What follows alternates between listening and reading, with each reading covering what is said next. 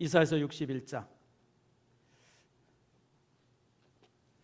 1절에서 3절 말씀을 우리 이제 한 목소리로 우리 다 같이 읽습니다. 주 여호와의 영이 내게 내리셨으니 이는 여호와께서 내게 기름을 부으사 가난한 자에게 아름다운 소식을 전하게 하려 하심이라.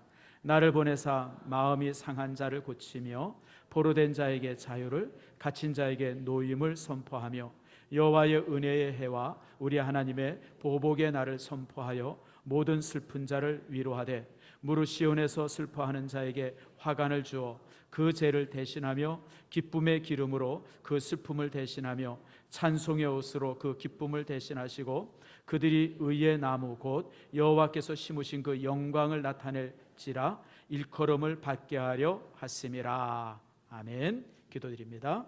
주님 감사합니다. 오늘 이 시간 축복하시고 우리가 말씀을 나눌 때 그 말씀이 우리에게 놀라운 은총이 되게 하시며 말씀이 힘이 되게 해 주시옵소서. 하나님의 말씀은 살아있음을 우리가 믿습니다. 살아있는 말씀이 우리에게 임함으로 인해서 내 속에 있는 악한 것들, 거짓된 것을 부숴주시고 살아있는 주의 말씀이 우리에게 임함으로 내 안에 있는 질병들이 치유되게 하시고 그 말씀이 내 신비에 새겨져서 우리 평생의 내 삶의 좌표가 되게 해 주시옵소서. 감사드리고 예수님의 이름으로 기도드립니다. 아멘. 우리 장로님 기도하신 것처럼 내일이 광복절입니다. 그래서 제가 여러분에게 만화를 한 편 보내드립니다. 우리 일산 신성교회는요 좋은 교회입니다. 이렇게 예배 시간에 만화도 볼 수 있고. 자, 한번 봅시다. 제가 이제 인터넷 통해서 봤던 영화 만화인데 우리가 한번 좀 생각해 볼 게 있어서 여러분들에게 이걸 좀 봅니다. 미국에서 오래 살다가 이민 가셔서 한 20-30년 사셨던 분 같아요. 한국에 이제 이렇게 한번 들리러 왔어요. 오자마자 너무 한국의 발전된 모습 앞에 아주 놀라는 모습을 가지고 있죠. 그 다음에요 놀라는 모습 보면서 너무 미국에서 자기가 살던 게 얼마나 초라했던 걸 알아요. 미국에서는 부잣집에나 비데가 있는데 우리는 집집마다 비데 없는 집이 없죠. 화장실마다 하나씩 다 있죠. 또 공항마다 또 골목마다 중형차들이 가득하고요. 차마다 블랙박스라든지 뭐 GPS 다 달려 있죠. 또 인터넷은 얼마나 빠릅니까? 세계에서 제일 빠른 인터넷을 가지고 있는 나라가 대한민국이죠. 또 교통카도, 교통 시스템도 우리나라가 세계에서 제일 좋다 그래요. 자, 그 다음에요. 뿐만 아니라 TV는 뭐 채널이 수백 개가 넘고요. 그 다음에 이제 뭐 모든 게 편리하죠. 뭐 이제 배달도 잘 되고 뭐 프랜차이즈점도 없는 게 없고요. 뭐 아무튼 참 그 이제 여러 모습 앞에서 정말 진짜 타임머신 타고 미래에 온 것 같은 그런 이제 느낌을 가졌다 그래요. 그 다음에요. 그리고 또 이제 가서 이제 또 치료도 받고 대한민국의 의료 시스템이 세계에서 제일 좋다고 합니다.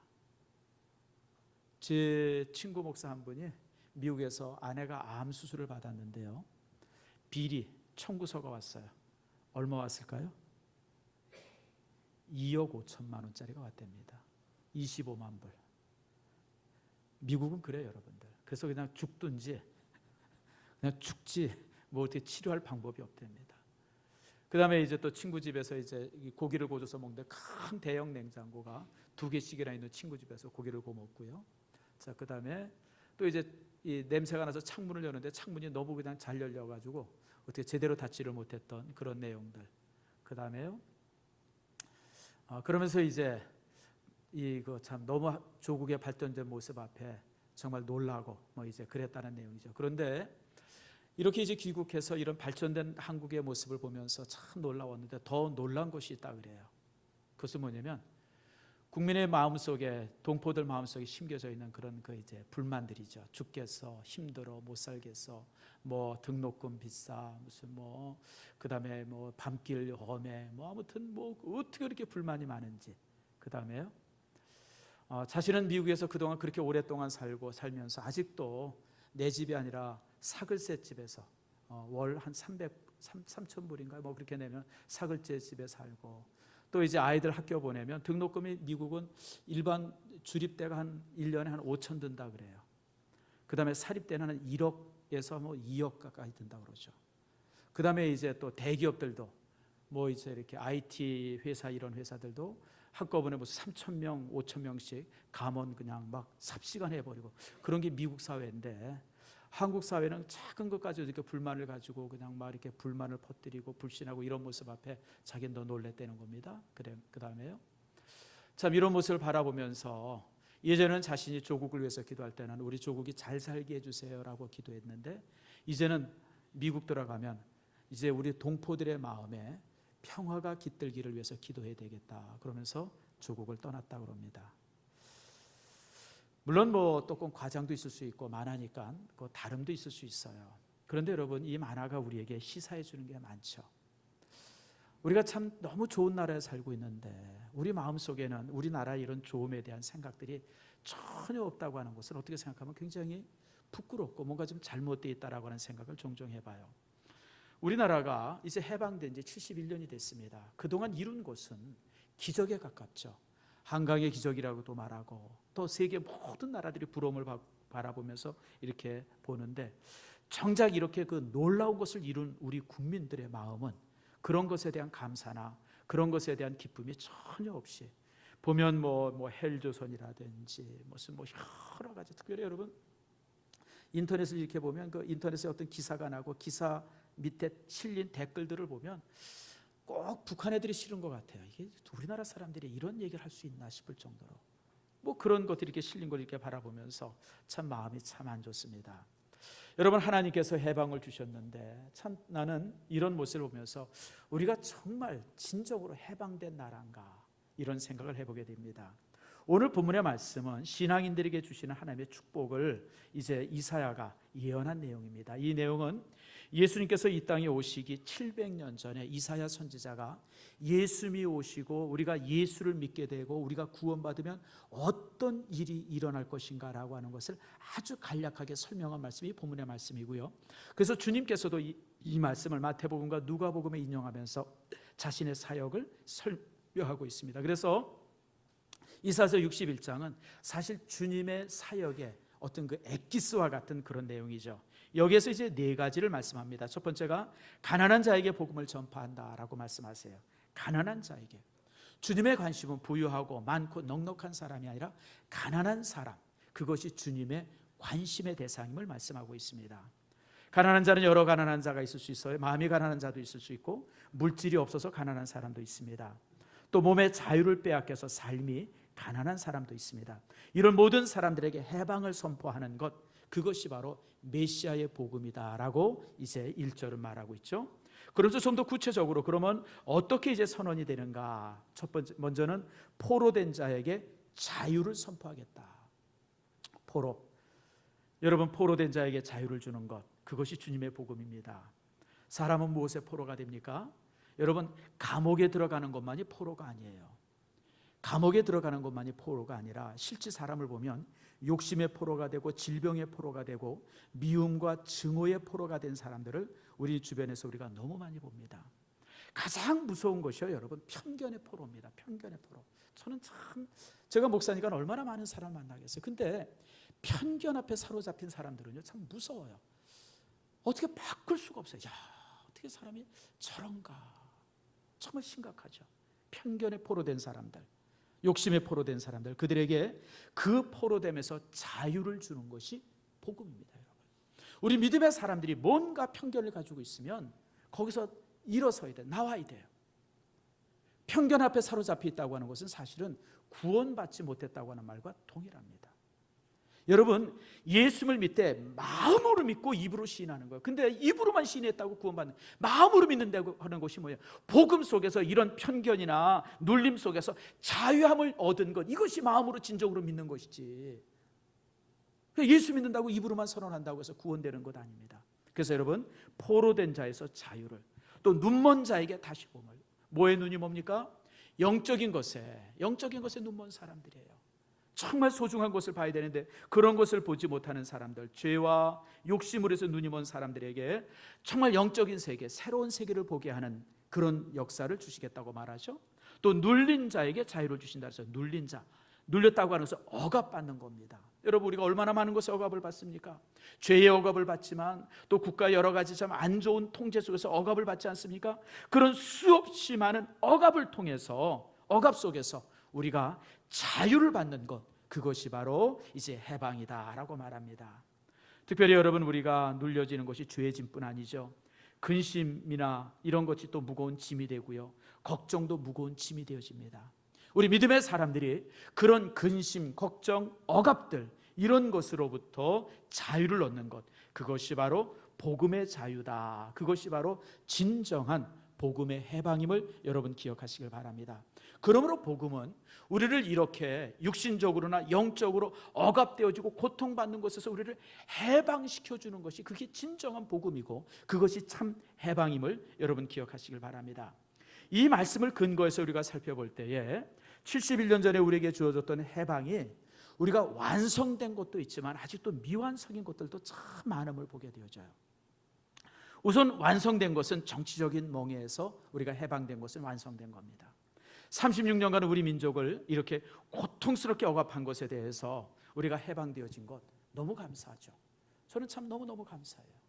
정말, 그리고 그 해방을 위해서 얼마나 일제시대 때 정말 이 나라의 해방을 위해서 목숨 바치고 재산 바치고 모든 삶을 붙였던 수없이 많은 사람들의 그런 어떤 그 순국 연열, 이거 이제 선현들의 이런 모습들 볼 때 너무 감사하고, 또 그렇죠.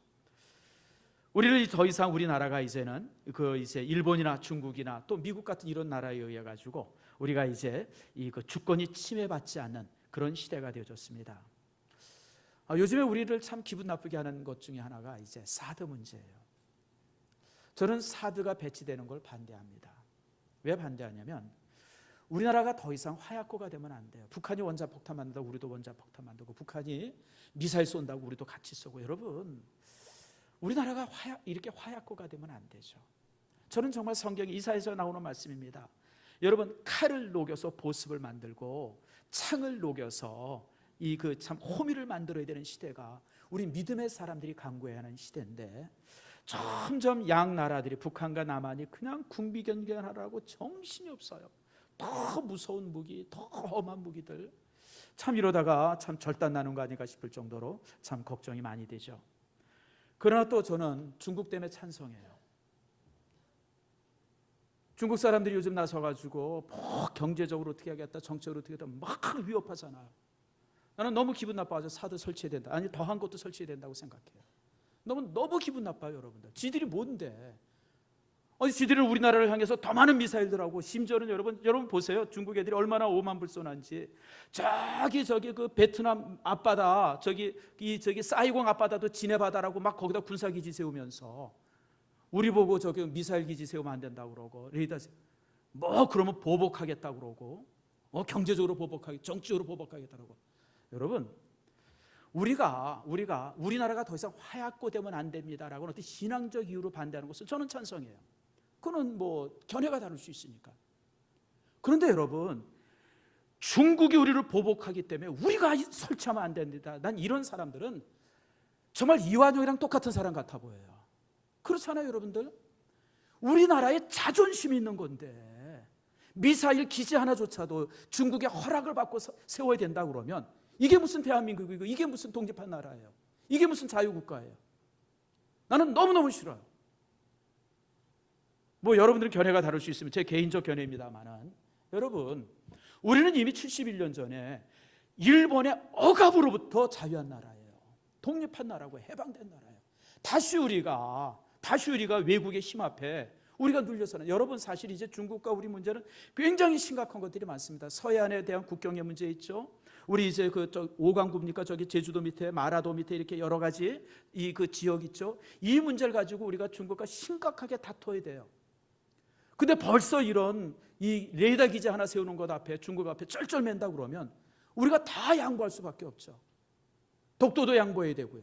뭔 양보 못 하겠어요, 여러분들. 그래서 저는 참 이런 부분 앞에서 저 개인적으로 참 이런 부분들이 되게 자존심 상해요. 또 그런 것 때문에 간도해야 된다고 하는 그런 기사를, 또 그런 얘기를 하는 정치인이나 이런 사람들 보면요, 너무너무 싫어요. 이 사람들 한국 사람 맞나? 그런 생각이 들어요. 성도 여러분, 우리는 정치적인 멍에서 해방됐어요. 우리는 주권이 있어요. 우리 문제는 우리 스스로 결정하고 우리 스스로 여러분 우리가 해결해야 돼요. 외국의 힘 빌리지 말고. 그러지 않겠어요? 그래서 여러분, 하나님께서 이 땅에 주신 정치적인 자유, 71년 전에 이 정치적인 자유를 우리가 정말 이 후손들이 잘 지켜야 돼. 자존감 있게 지켜야 돼. 자존감 있게. 두 번째로 우리가 또 해방된 것 중에 하나가 가난의 멍에서 해방됐습니다. 얼마나 가난했어요. 저는 지금도 기억납니다. 제가 국민학교 5학년 때요. 국민학교 어렸을 때 마찬가지죠. 제가 공항동에 살았는데요. 공항동에 살 때 그 큰 길에 니아가에다가 이만한 이 드럼통 싣고 막 종치고 가는 분이 있어요. 뭐죠? 꿀꿀이 주기. 그럼 동네 사람들이 바가지 들고 막 쫓아나가서 한 바가지 피고 얼마씩 주고 한 바가지. 그러고 이제 그거 끓여 먹었어요. 그거 끓여 먹을 때 별거 다 나왔어요. 담배꽁초도 나오고요, 코 푼 것도 나오고요, 휴지도 나오고요, 이쑤시개도 나오고요. 우리 어렸을 때 그러고 살았어요. 여기 꿀꿀이죽 먹고 산 사람 손 들어보세요. 다 알아요, 여러분들. 미군 부대 옆에 있었던 사람들 다 먹었어요. 제가 초등학교 다닐 때 점심 도시락 싸온 사람들 몇 명 없었어요. 다 굶었어요, 여러분들. 아니 공항동에 살던 대공항 서울 특별시에 살던 저도 그랬는데 지방에 살던 분들은 오직 그랬겠어요. 우리가 그렇게 가난하게 살았잖아요. 그런데 여러분, 정말 60년대 70년대 우리의 부모 세대들이 얼마나 열심히 살았어요. 그래서 보릿고개 없애고요. 저는 선교제 가면 제일 놀라는 게요.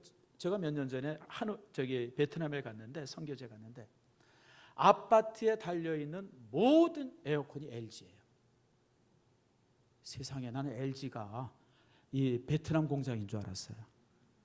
여러분, 다니는 차들이 현대차들 무슨 그 기아차들이 얼마나 많이 다니는지 몰라요. 5대 중에 한 대나 국산차예요. 물론 일제차도 많이 있지만 그런 걸 볼 때마다 얼마나 자긍심이 느껴지는지 몰라요. 야, 우리나라가 이만큼 발전했구나. 지금 미국의 대통령 후보 중에 한 사람이 그런다고 그러죠. 대한민국 코리아는 너무너무 잘 사는 나라인데 그 나라 국방을 위해서 우리가 왜 돈 들여야 되냐고. 국방비 우리가 하는 모든 비용들 잘 사는 대한민국한테 다 물려야 된다고. 기분도 나쁘지만 되게 기분도 좋아요, 여러분들. 우리가 실질적으로 삶의 수준은요, 미국에 사는 사람들 훨씬 높잖아요. 여러분, 사실 우리나라가 이렇게 가난에서 해방된 것은 사실이에요. 그런데 여러분 아직도 해방되지 못한 부분들이 많이 있어요.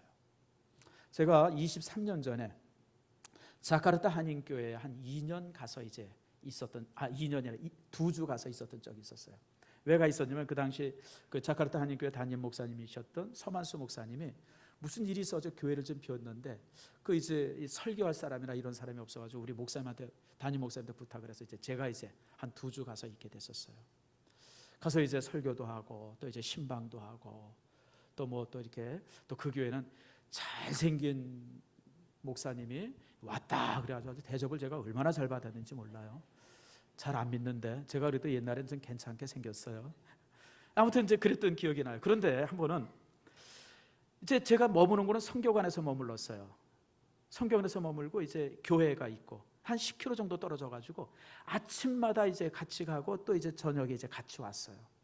근데 난 지금도 기억나는 게요. 차를 타고 쭉 가다가 사거리가 나오면 딱 서요, 차가. 그리고 기사가 옆에 있는 정소라 사모님에게 물어봐요. 어디로 갈까요? 물어보면 왼쪽으로 오른쪽으로 직진. 물어보면 가요. 사거리 나오면 또 서요. 제가 처음에는 이제 길을 몰라서 그러나 보다 이제 그랬는데 4일, 5일, 6일이 지나도 매일 물어보는 거예요, 매일. 그래서 제가 정소라 사모님한테 물어봤어요. 아니 사모님, 저 사람들 뻔히 아는 길인데 왜 저렇게 물어봐요? 그랬더니 나 충격적인 얘기를 들었어요.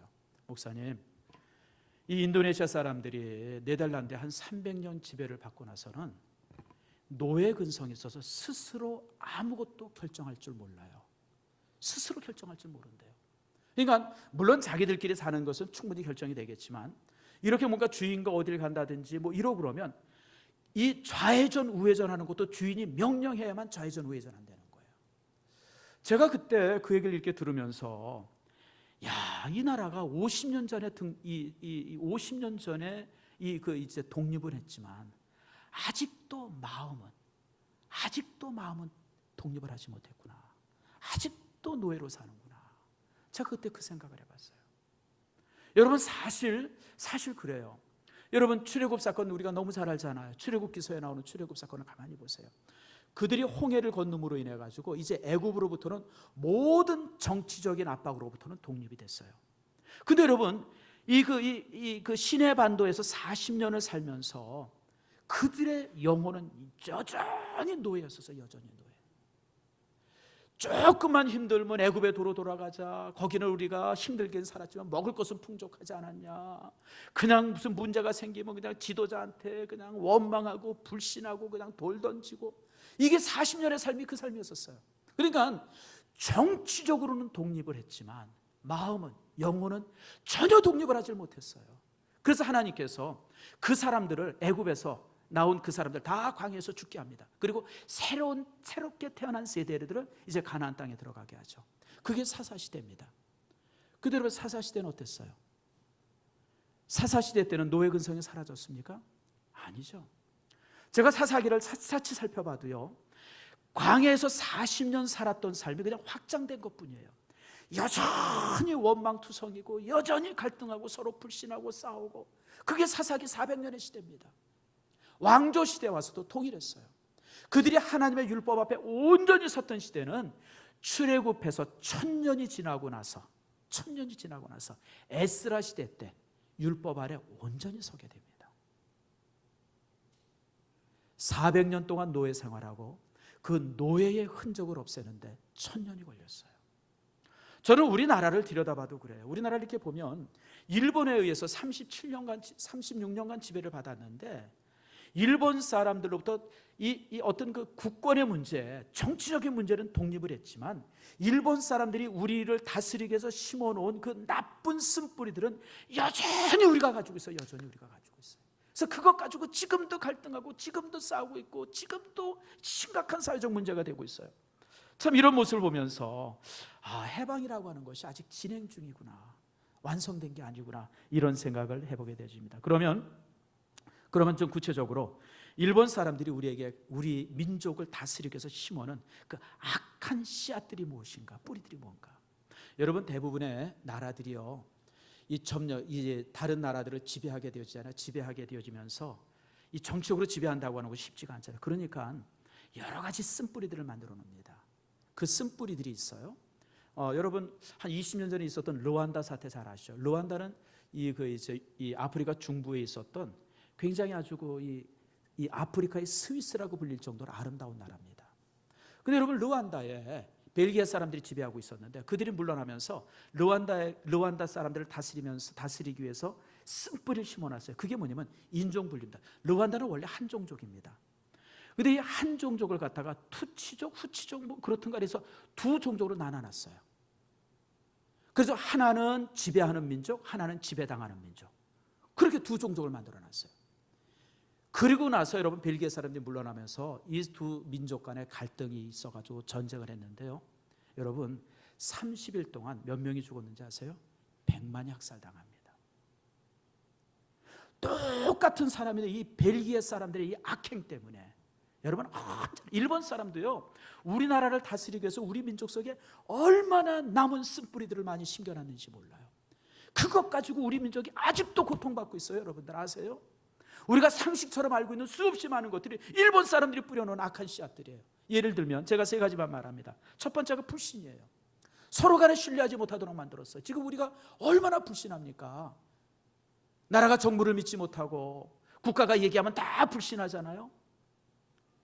여러분, 노동자가 기업주를 믿지 못하고, 여당과 야당이 서로 믿지 못하고, 학생이 교수를 믿지 못하고, 이렇게 서로 불신하는 이 풍조가 일본 사람들이 남겨준 노예 근성입니다. 그걸 서로 간에 이렇게 불신하게 만들면서 사실 이 조선을 다스렸어요. 그들이. 여러분, 실제 일본 사람들이 우리를 다스리면서 데려왔던 일본 군인이나 헌병이 몇 명이나 됐겠어요? 많은 숫자 가지고 다스린 거 아닙니다. 그 적은 숫자를 가지고 이런 불신들을 국민들 사이에 심겨주면서 그걸 통제하면서 이 나라를 36년간 다스린 거예요. 사실 저도 그 피해자 중에 하나죠. 저도 대학 시절에는 얼마나 많이 불신했는지 몰라요. 정부에서 얘기하는 건 100% 안 믿었어요. 저게 왜 저러나, 뭔가 딴 일이 있겠지. 뭐 그뿐입니까? 신문에서 나고 텔레비에서 나오는 기사들 보면 야, 이게 도대체 뭔 소린가. 저 그러고 살았어요. 그러고 실제 여러분들도 그러고 산 분들이 허다하게 많은 줄 알아요. 근데 문제는 그러고 이제 20대를 넘기면서 30대 들어서니까요, 내 마음이 얼마나 황폐가 되는지 몰라요. 사람들과의 관계가 정상적으로 이루어지질 않아요. 항상 의심하니까 저게 뭔 소리지? 저렇게 말하는 것에 배우에 뭔 얘기가 있지? 모든 걸 의심하니까. 문제는 거짓말하는 사람의 문제가 아니라 모든 걸 거짓말처럼 들으려고 하는 내가 더 문제가 되어지는 거예요. 저는 그래서 30대부터요 수없이 연습을 했어요. 예는 예로 듣고 아니면 아니로 듣자. 상대방이 뭐라고 얘기해도 항상 그것이 옳다라고, 그것이 바르다고 얘기를 듣자. 항상 그렇게 들으려고 제가 수십 년 동안 노력을 했어요. 그래서 지금 제가 목사가 된 겁니다. 저는 지금은요 누가 얘기해도 얘기한 그대로 100% 다 믿습니다. 가끔 사기당할 때도 있고, 뭐 사기라고 했죠, 뭐 목사 사기칠 게 뭐가 있겠습니까? 그러나 저는요 그걸 스스로 연습해서 누가 얘기해도 얘기하면 100% 그대로 예면 예, 아니면 아니라고 믿습니다. 여러분, 정직한 자는 누가 돌보세요? 하나님이 돌보세요. 여러분, 정직이 뭔지 아세요? 내가 말하는 것의 정직도 중요하지만 듣는 것의 정직도 굉장히 중요해요. 100% 그들이 말한 거 그대로 들으세요. 물론 그렇게 들을 수 없는 부분들은 있어요. 여러분, 사업을 한다든지 무슨 뭐 또 이렇게 특별한 기관 속에 있다든지 그럴 때는 그렇게 들을 수 없죠. 그러나 여러분, 우리가 정상적인 삶 속에서는 항상 예, 아니오를 정확히 들을 수 있어야 돼요. 여러분, 속으면 좀 어때요? 여러분, 뭐 속았다고 해서 여러분 크게 무슨 뭐 대단히 손해볼 거 있어요? 여러분, 내가 볼 때 기껏해 집 한 채 있는 건데 뭐 그것까지 속아서 줄 수 있는 사람은 아무도 없죠. 근데 여러분, 그냥 예수 믿는 사람이라도 속아줘야 돼요. 우리라도 속아줍시다. 거짓말하면 예수 믿는 사람이라도 속아줄 수 있어요. 그래야 좋은 사회예요. 여러분, 한 번은 속을 수 있죠. 근데 여러분, 그렇게 속음을 당하면 두 번 속습니까? 두 번 속으면 바보죠. 한 번은 속을 수 있어요. 그러나 여러분, 두 번은 안 속잖아요. 그래서 저는 이 일을 위해서 굉장히 많이 연습했어요. 한 수십 년을 제가 연습해서 지금 제가 목사. 저는 그래서요 누가 뭐래도 말 한 대로 그냥 믿어요. 그래서 제가 제일 싫어하는 것 중에 하나가 이 이중적 언어 싫어합니다. 또 제일 싫어하는 게 내가 뭘 얘기해, 목사님 그거 진짜예요. 난 이렇게 얘기하는 사람 아주 싫어요. 아니, 이 인간이 목사가 말하는데 진짜요가 뭐예요? 진짜요가 목사요가 말하면 다 진짜지. 그렇잖아요 여러분. 아니, 목사가 말하는 목사님 진짜예요? 나는 실제 그런 사람 되게 싫어요. 아니, 뭐 이런 게 다 있나? 아니, 목사가 말하는데 진짜 이러고 물어보는 사람이 어디 있어요? 물론 제가 이제 농담을 잘해요. 이제 위트가 있고 뭐 그런 건 이제 그럴 수 있지만, 여러분, 설교 끝났는데 목사님 진짜예요? 그럼 뭐로 여기 앉아 있어요? 그래서 여러분들의 언어가 항상 정직해야 되고 듣는 것도 정직하게 들으세요. 그게 정직이에요. 듣는 것도 바르게 들으려고. 이건 연습해야 돼요. 왜냐하면 우리가 너무 오랜 세월 불신 속에서 살아왔기 때문에 항상 정직하게 받질 못해요. 그러지 마시고 기라고 그러면 기라고 듣고 아니면 아니라고 듣고, 뉴스도 그렇게 들으려고 했었어요. 그러니까 어떤 때는 막 속이 상해가지고 요즘 제가 뉴스를 잘 안 듣습니다만 뭐 그렇더라도 그렇게 들으려고 연습을 많이 하세요. 그럴 때 하나님께서 여러분들을 축복하십니다. 두 번째는 이 일본 사람들이 우리에게 준 노예 근성 중에 두 번째가 낮은 자존감이에요. 낮은 자존감을 줬어요. 한국 조선 사람들은 그냥 협동할 줄 모르고 사색당파가 돼서 서로 싸우긴 할 줄 알고 뭐 이러면서 이제 그냥 우리 민족을 얼마나 그렇게 그냥 낮은 자존감을 우리들에게 줬는지 모릅니다. 여러분, 우리 민족이 왜 낮은 자존감이에요? 우리 민족이 얼마나 대단한 민족입니까? 저는 사실 사색당파 일본 사람들이 우리에게 남겨준 그런 어떤 이제 유산인데요. 맨 처음에 그걸 이렇게 배우면서 우리 민족은 참 이게 해답이 없는 민족인가 보다. 그러고 젊었을 때 정말 학생 때 그렇게 공부하고 그렇게 살았어요. 근데 제가 역사를 이제 다시 쭉 살펴보면서 전혀 그렇지 않음을 발견합니다. 왜냐하면 잘 들어보세요. 우리나라가 고려 시대 때는 무사의 시대였습니다. 지금 일본이 무사의 시대, 일본의 막부 시대가 무사 시대였었잖아요. 그러니까 무슨 의견이 서로 대립이 되면 뭐 하면 돼요? 칼 뽑으면 돼요. 칼 뽑으면. 그래서 쳐서 죽이면 승자고. 그러니까 논리가 필요 없었어요. 고려 시대가 그런 나라였었어요. 여러분 고려사 공부해봤죠. 최충원이라든지 정중부라든지 다 무신 정권들 아닙니까? 그때는 칼이 힘이었어요. 칼이. 일본도 마찬가지잖아요. 일본도 무사시대니까 뭐 이러고 저러고 얘기할 필요가 없어요. 칼 뽑으면 돼요. 칼 뽑으면. 그게 일본 시대예요. 그런데 우리나라가 조선시대에 넘어오면서 이 조선시대의 국시를 만들었던 이제 그 누구죠? 왜 그 사람 그분 생각이 안 나요? 그분 이름이 뭡니까? 그분이 조금 이따 제가 얘기해. 그분이 우리나라 국시를 성리학으로 바꿨어요. 이제 고려 말에 이제 이색이라고 하는 분이 이제 성리학이라는 학문을 만들고, 그래서 이색의 문화 속에서 이제 여러 학자들, 무슨 우리가 잘 아는 학자들 많이 있죠. 그래서 정도전이라든지 그다음에 이제 정몽주라든지 무슨 아무튼 그 당시 이런 성리학의 대가들이 이색의 문화였었는데, 그 이색의 문화인들 중에서 이 정도전이 이제 이 나라를 바꾸죠. 그러면서 이제 조선의 국시를 성리학으로 바꿉니다. 학문이에요, 학문. 그래서 조선은 이제 칼의 시대가 아니라 이제는 문의 시대로 시대가 바뀌어요. 그러니까 어떤 문제가 나오면 이제는 칼을 들고 싸우는 게 아니라 뭘 들고 싸워요? 논리를 들고 싸우는 거예요. 논리를. 칼은요 단판에 끝나죠. 칼 뽑으면 그냥 한 합에 끝나는 거 아닙니까? 그냥 칼은. 근데 논리는 어때요? 한 달도 가고요, 두 달도 가고요, 1년도 가고 2년도 갑니다. 그래서 조선시대 때는 어떤 문제가 되면 논리를 가지고 하는, 심지어는 왕비의 장례를 치러야 되는데 7일장을 해야 되냐, 9일장을 해야 되냐, 11일장을, 뭐 이 문제를 가지고 그냥 몇 달간 서로 싸우고, 논리의 싸움이죠. 여러분, 그래가지고요, 그것이 이제 사실 조선의 시대입니다. 그러니까 조선은 여러분 선비의 나라였었고요, 문의 나라였었어요. 그러니까 일본 사람들이 우리나라를 지배해서 딱 보니까 이걸 이해할 수가 없는 거예요. 뭘 이런 문제를 가지고 이렇게 몇 달씩을 하나, 칼 뽑아서 단칼에 그냥 끝내면 되는 건데. 얘네들이 이해를 못한 거예요. 왜냐하면 이놈들은 쌍놈들의 문화이기 때문에 그래요. 칼의 문화니까 쌍놈들의 문화죠. 조선은요, 여러분, 그래서 저도 이제 조선시대 때 이렇게 여러 가지 이제 이렇게 쭉 살펴보니까요, 우리나라가 이 문인들에 의해서 만들어진 그런 작품들이 말할 수 없이 많아요. 감추어지고 숨겨진 그런 어떤 그 대단한 지적 유산물들이 엄청나게 많은데 우린 지금 그걸 거의 몰라요, 여러분들. 창피하고 부끄러울 정도로 모르죠. 그래서 여러분, 우리 민족은 대단한 민족입니다. 낮은 자존감은 일본 사람들이 가져다 준 거예요. 우리는 일본 사람과 비교할 수 없는 위대한 문화를 가지고 있는 그런 사람들이죠. 물론 그럼으로 인해서 힘은 많이 약화됐어요.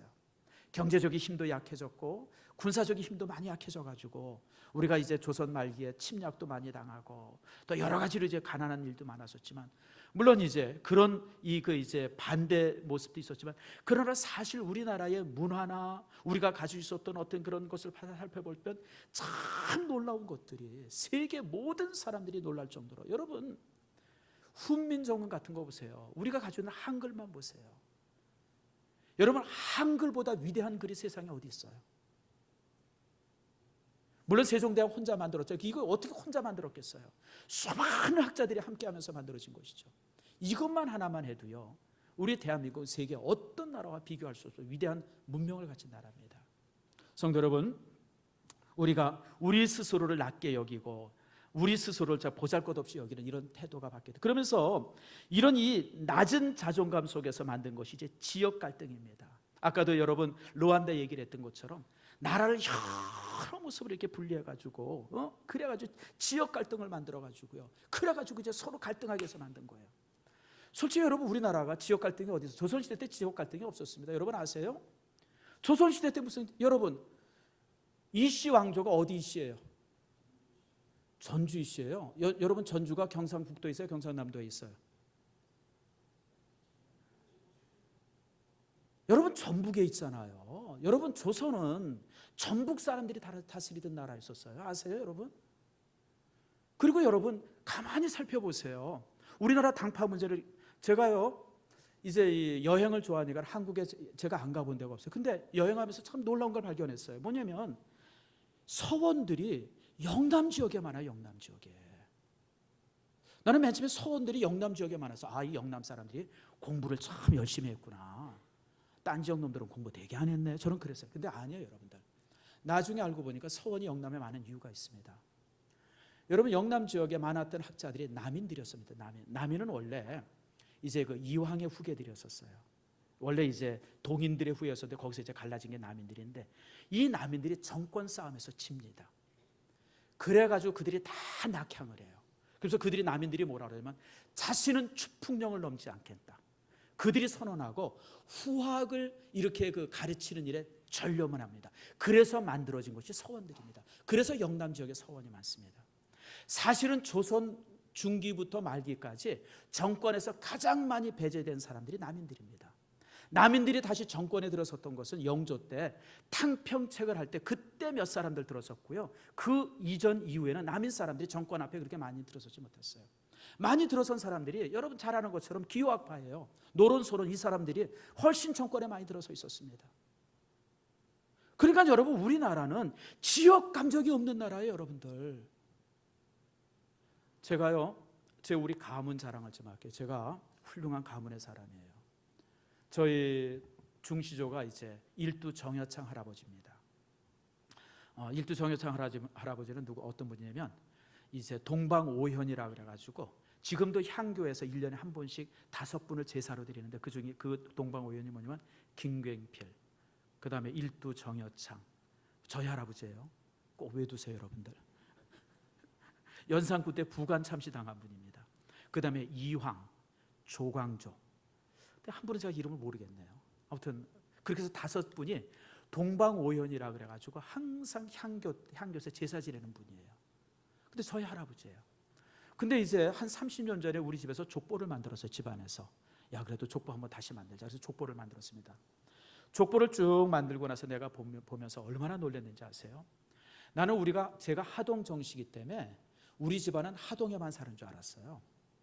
근데 보니까요, 함양에도 살고 광주에도 살고 목포에도 살고 부안에도 살고 전국에 안 사는 데가 없어요. 안 사는 데가 없어요. 여러분, 우리 민족은 하나예요. 무슨 지역감정? 지역감정은 이 나라를 다스리기 위해서 서로 간의 지역의 갈등을 만들어서 다스렸던 일본 사람들의 잔재인데, 그걸 지금 누가 이용하냐면 정치인들이 이용하는 거예요. 나는 지역감정을 가지고 얘기하는 사람은 솔직히 얘기해, 난 구원받지 못했다고 봐요.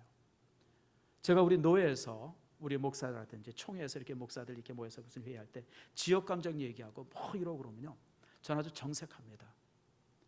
야, 우리가 그리스도의 하나 된 사람인데 왜 지역을 얘기하냐? 지역 얘기하지 말아라. 네가 어떻게 목사라는 신분으로 지역을 얘기하냐? 제가 굉장히 화를 냅니다. 저는 그래요, 사실은. 여러분, 우리가 온 세계를 품어야 될 사람이 요 코딱지만한 나라에서 무슨 영남이다 호남이다 무슨 어디다 이게 얼마나 부끄러워요. 나는 하나님 앞에 너무너무 부끄러워요, 그런 얘기하는 사람들 보면. 여러분, 이거는 일본 사람들이 이 나라를 다스리기 위해서 심어놓은 독뿌리들이에요, 여러분들. 아직도 우리가 그걸 못 벗어나고 있어요. 말씀을 맺습니다. 정치적으로는 우리가 해방이 됐지만 아직 영혼은 우리가 해방을 이루지 못했어요. 마음은 해방되지 않았습니다. 여전히 일본 사람들이 남겨놓은 그 이 압제의 잔재 속에서 우리가 여전히 살고 있어요.